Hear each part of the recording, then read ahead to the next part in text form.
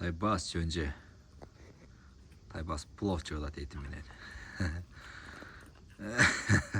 Aşpazın jiyanı var. Bunu semirtiş gerek.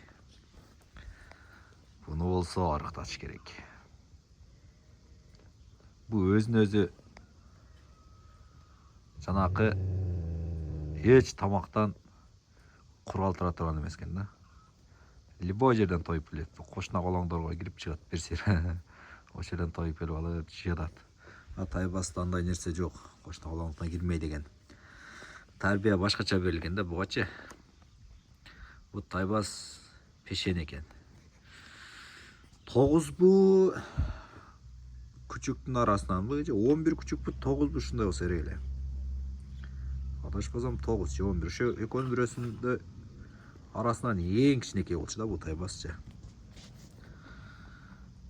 Анан өзү мунун шериги бар эле өлүп калган. Ошону алайын деп баргам өзүчө. Барып ошо бирөөнү алып, анан жөнөп атканда ушу мага көздөп чуркаган да ушу кичине күчүкчө. Жаш кичинеге чуркаган эмес, мен жакка көздөп, талкын көзү ачылган эмес, 17 күндүкпү, 21 күндүк ушундай. Анан карасам слабый тайпасчы.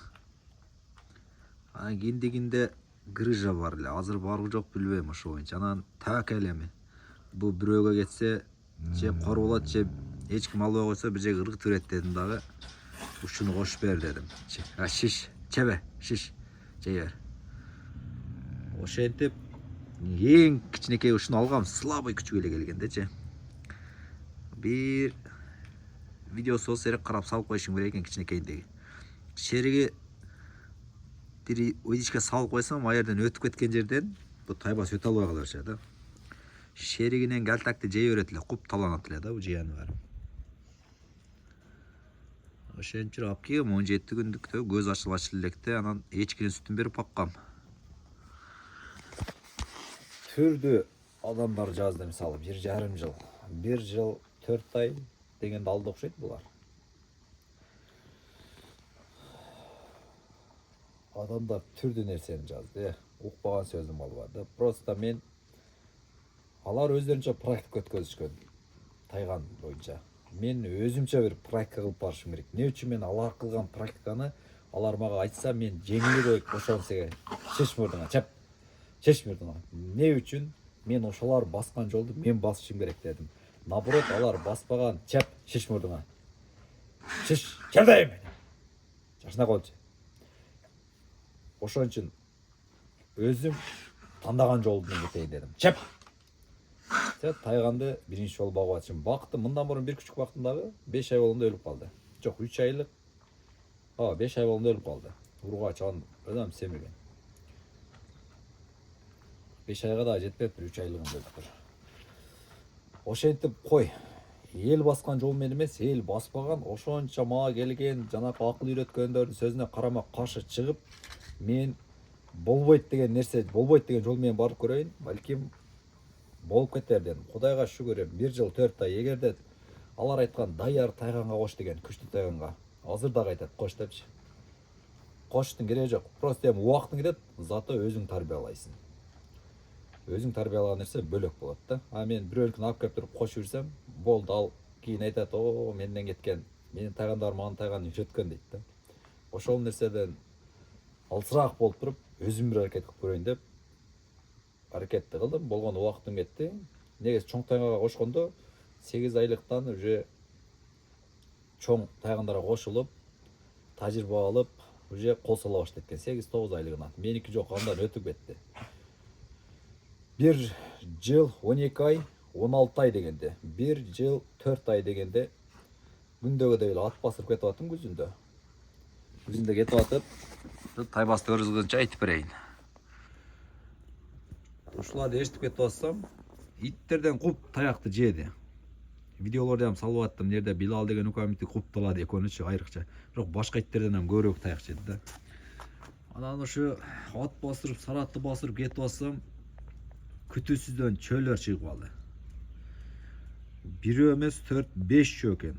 Жаныбар ушу тайбас колап жөнөдүк. Күчүк эмес, эми 16 айлык да, 16 айлыктар.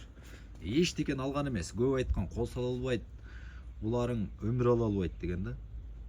Анан Кудай жалгап эле ушу тайбас колап калды. Артынан карыбай барып ушу бир жерге киргизди. Жетейин деп барып туруп эле тиштеп коп экенсем жок. Барды да бир-эки тиштеп барып бир жерге кирди. Киргенден кийин эле мен ошол жерде тилим тазарганын айтпаңыздар да.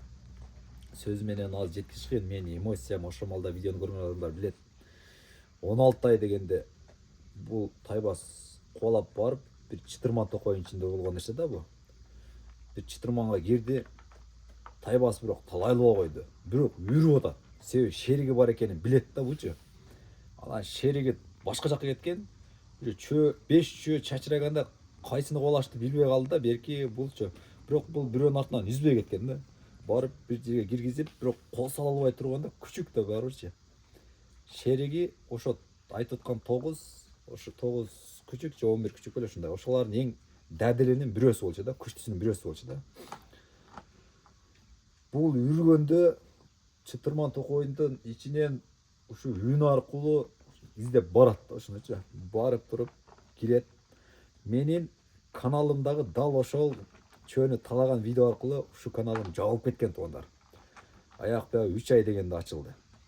Анан дагы бирок эрежелери менен туруп акырына мына кече февралда аягы толук кандуу ачылды да. Ага чейин көп нерсе киргизе албайт элем. Эскерт ошол нерсе чөөнү катып талаган ошол жерде. Ошондайынан видео жабылып кеткен. Анан эле жанагы сөздү кайра улантып кетейин. Тайбас үрүп бирок кол сала албай койгондо, анан шериги барды. Жаныбар жүрөк ток экен. Барып эле сразу кирди да. Кирип эле жана чытырман токойдон сүйрөп чыкканда уже буга дагы док кирген да. Анан ошо экөө биринчи жолу алганы олжосу бул чөө болгон туугандар. Мен өзүм таң калгам, тән бергем. Булса итке кол салбаган тайгандар бул аңчылыкка чыкканда 100гө өзгөрөт экен, 100чү.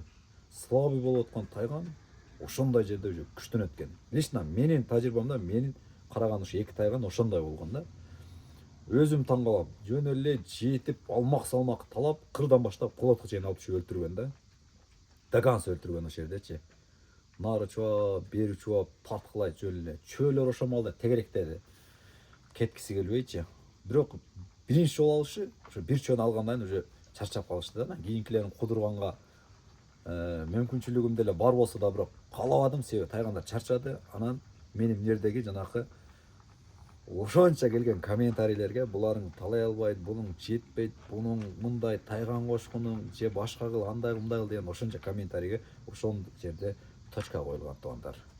Зато мен ошол жерден далилдегем. Кудайга шүгүр, кышы менен кармаган чөөнү кармады, качырганын качырды. Кармаган түлкүлөрдү кармап, качырганын качыр, ошентип атат. Бирок тилекаш ошо 2 аптаганы бирөөсү ошо кышка чамалап буйрук экен, өлүп калды. Кийин жалгыз калды. Андан кийин өзүңүздөр билесиздер, кара менен ак тайган келди. Экөөнү кайра баштан үйрөттүк чөңдү. Ошентип жазга чыгып кеттик. Кудай кааласа, Кудайга шүгүр, кийинкилери буйруганын көрөбүз алдыда.